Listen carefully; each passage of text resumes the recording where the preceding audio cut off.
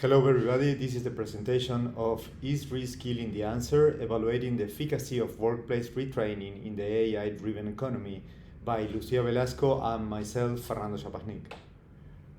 We all know of AI-induced worker displacement, and there are a lot of predictions. They vary a lot, but there is consensus on that we are talking about a large number of jobs at risk.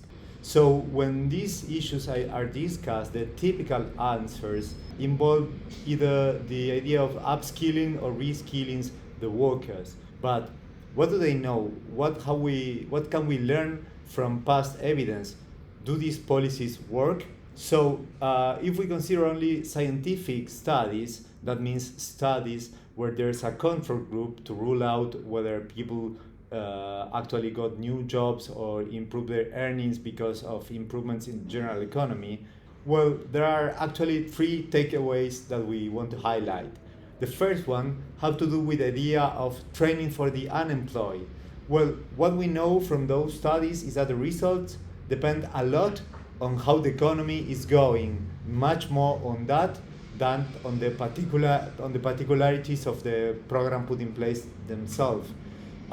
They seem to find higher employment rates, but not higher earnings, meaning people got worse jobs than what they used to have, right?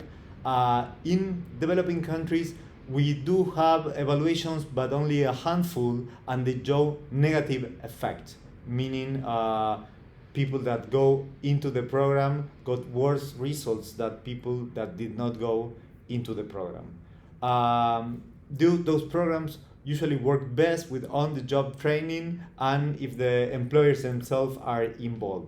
The second takeaway has to do with retraining workers after mass layoffs. Well, unluckily, these programs most often show no positive impact, no positive effects. There are a few exceptions. These usually have to do with programs including a comprehensive package of employment services besides the retraining.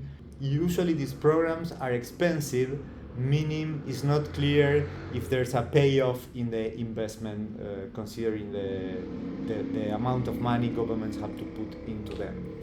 The third takeaway has to do with training young people, training for the youth. Well, unluckily, these programs are almost always unsuccessful, at least in developed countries.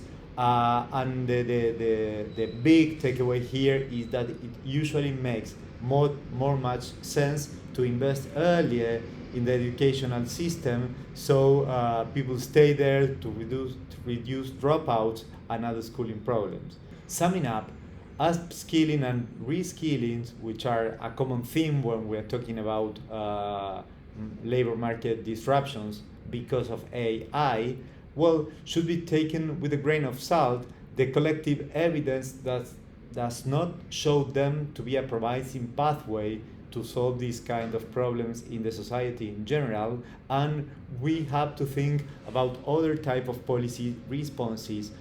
Thank you very much.